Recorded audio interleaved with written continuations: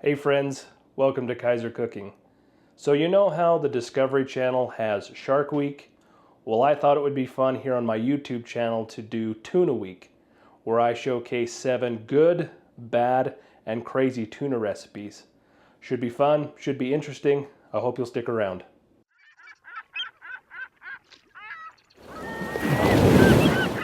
Hey friends, welcome back to Kaiser Cooking.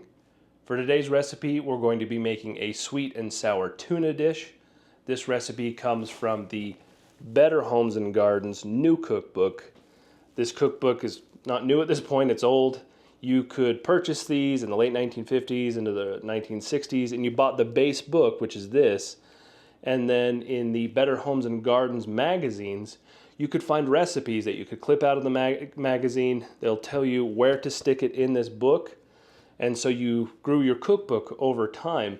And so a lot of these new cookbooks contain a treasure trove of mid-century recipes.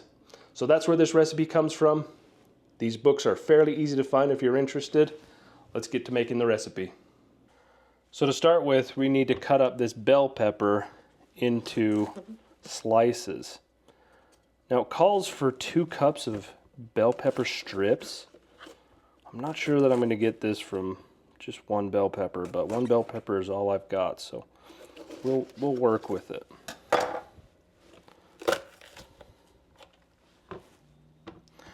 I think we're going to want to cut these fairly thin so they cook well and kind of quickly. Well, this ends up being 2 cups, so I guess we can say 1 bell pepper for this recipe. And the next, what we want to do is slice up the pineapple. You always want to get the pineapple in heavy syrup and not just the water, because we're going to make a thick sauce from this. And unfortunately, I can't find pineapple chunks in heavy syrup. I can only find pineapple slices, so I'm going to have to chunk them up myself, but that's no big deal.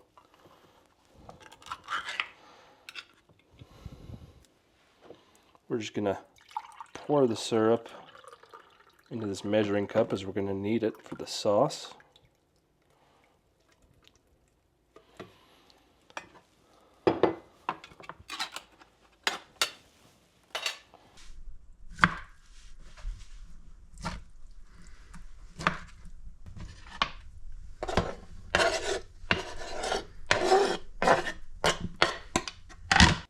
Then to our pan that we've got heating up here, we're going to want to add about roughly 2 tablespoons of butter.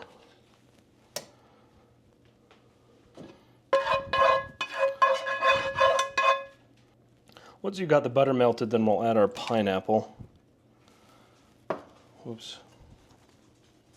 And we want to let this pineapple heat up for about 3 minutes. Got some bigger chunks in there, but that's okay. And then to this pineapple, we're going to want to bring back about 1/3 of our syrup, which is about that.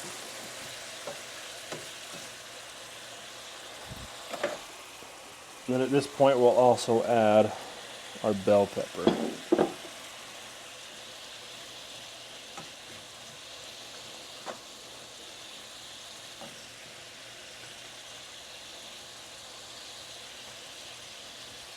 Then we're going to reduce heat to a simmer,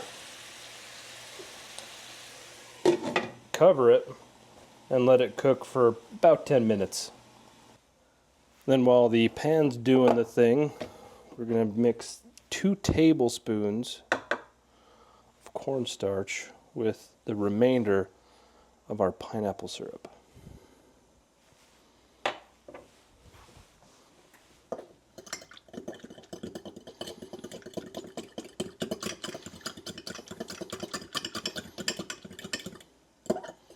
Want to mix it together well so we don't have any lumps. Lumps in your sweet and sour are not only embarrassing, but they're unattractive.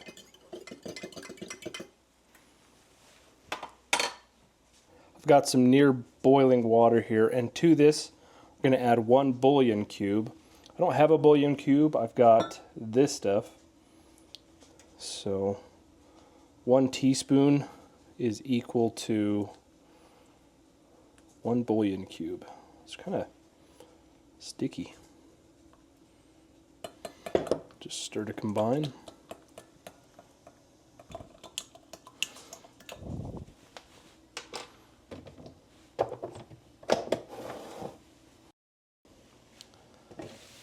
Back over here in pineapple pepperland.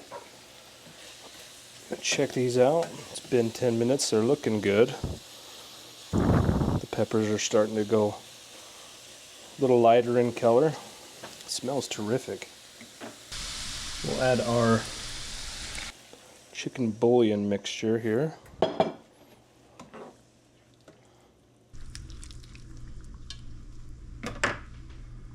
And we're going to add some soy sauce.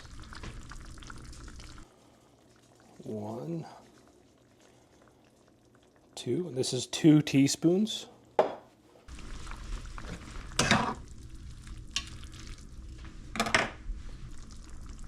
we're going to add 1/3 of a cup of sugar.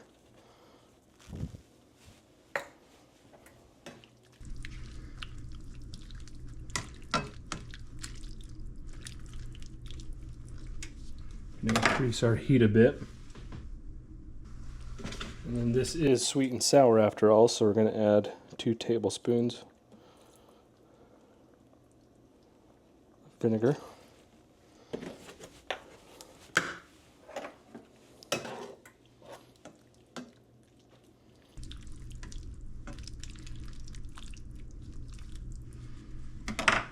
And then lastly, we add our cornstarch mixture, which will give us a nice thick sauce. And at this point, we just want to heat it up and stir constantly. We're going to want to thicken this sauce. You can see it's starting to thicken up nicely. It smells really good too.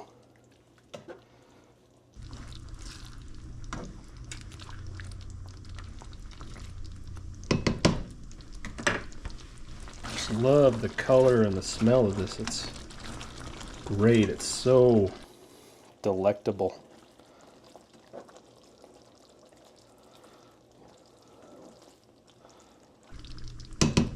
I think that's about as thick as we're going to get it. Now all that's left to do is add our tuna and just a skosh of salt and pepper. I'm going to turn the heat off.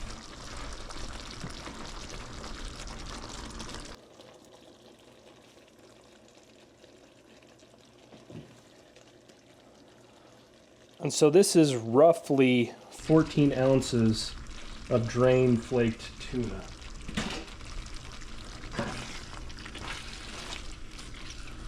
We'll just stir it in.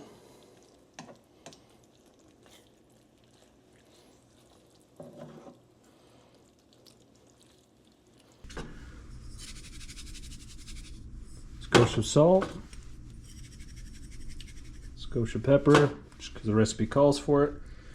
And I typically like to make the recipe how it's made or how it's ordered first, and then make any changes after that as I see fit. So the salmon's really thickened this up, or the tuna anyway.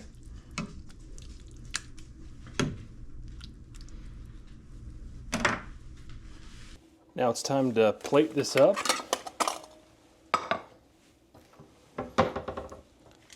And instead of rice, which I think you could use, the recipe calls for crispy chow mein noodles.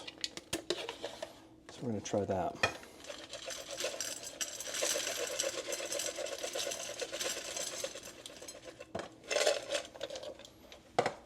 Just scoop some of our sweet and sour tuna on there. Be sure to get some pineapple, pepper.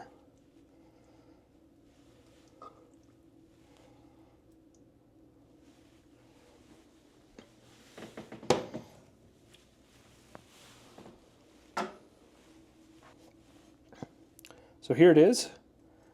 It still smells good. I don't think it looks as good. Adding the tuna has just really diluted the clarity of the sauce, and I personally like a nice clear sauce. And I'll let this cool down and we'll give it a try. All right, we've got our sweet and sour tuna plated up. It's cooled down a bit. Let's taste it. See how we went. I want to get a bite that offers a little bit of everything.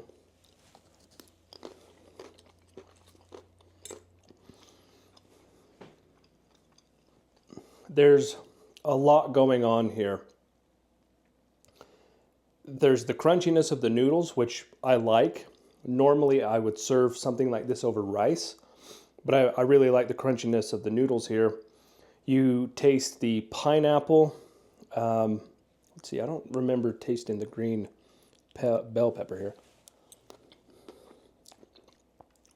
The bell pepper is a very subtle taste.